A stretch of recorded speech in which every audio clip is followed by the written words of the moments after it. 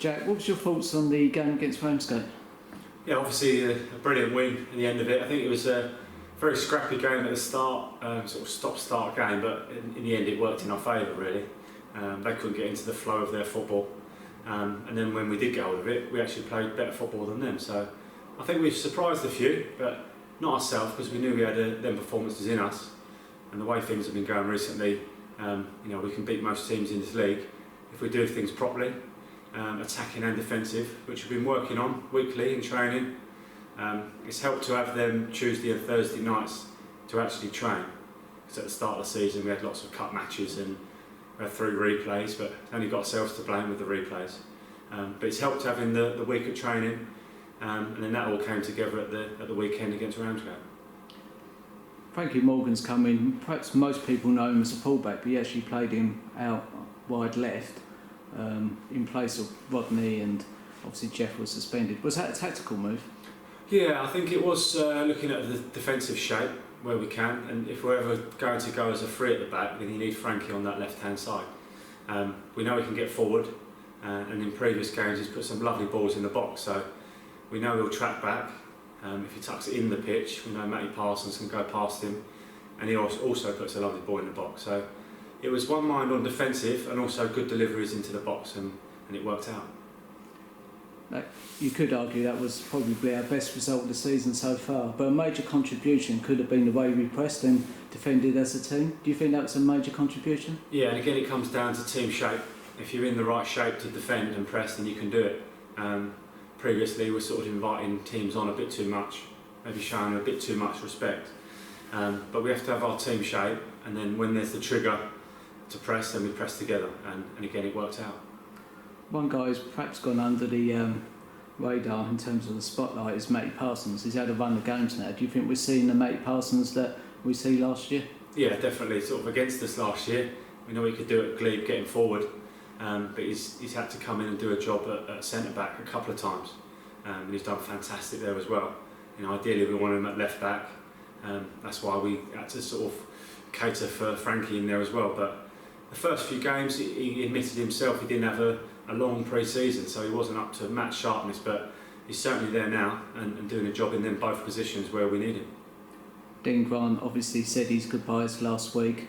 Was that a case of both camps being honest about game time and football minutes? Yeah, a little bit. Obviously, we do like him. He's a fantastic lad, good to have around the camp, but it was sort of there where he wasn't getting as many minutes as he liked.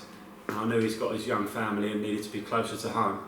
And obviously he lives around Whitstable way, so it's nearer to him if he's going to sort of go there and nearer to home, spend time with family. But it is sad for people to go, but that's part and parcel of football, and if people are not in the squad, especially if they're in their 30s, you're going to need to go and play games somewhere. So sad to see him go, but wish him all the best. On Monday, the under-23s played up here, and in that team was Richie Hamill, Jacob Lambert and Liam Gillis. Is it pleasing for you to see that players who are not starting regularly are volunteering to play for the 23s to prove their match sharpness? Yeah, and we put names forward, and there was actually a couple that did say they wanted to play. Mainly the reasons on them, whether they get many minutes at the weekend, or with Jacob and Richie, they were away for 10 days.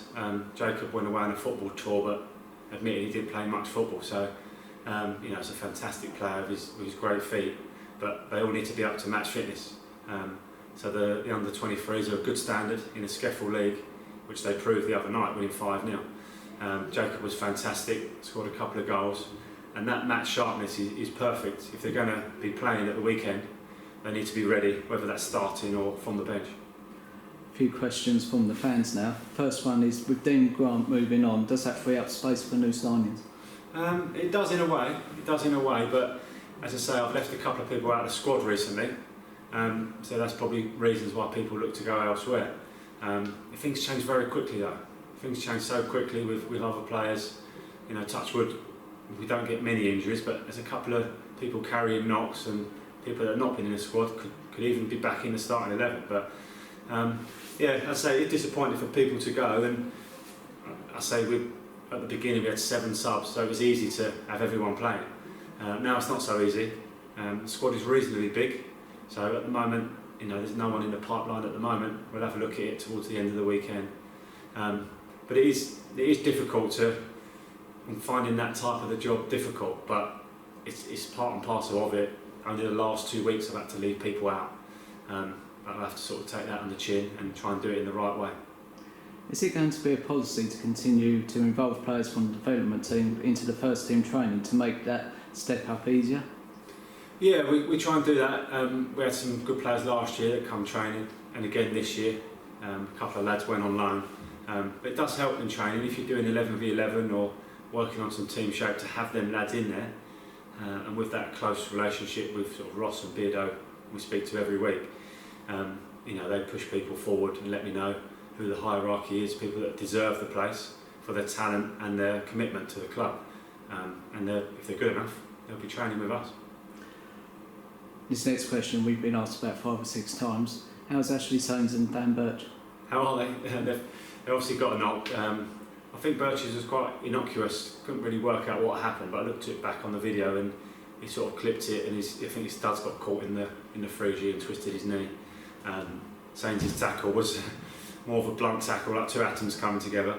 I think their guy came off, got to carry him off, but the physios have been working with them, and it's very good to have Alice in for that support and that eye. And if she needs a second opinion, then she'll ask for help. So we won't take any risks. If they're fit to play, they'll play. If they're 50-50, we're not in a position to take risks, and it gives someone else a chance to come in, and that's why we have competition for places in every position. Brilliant, thanks Jack. Thank you.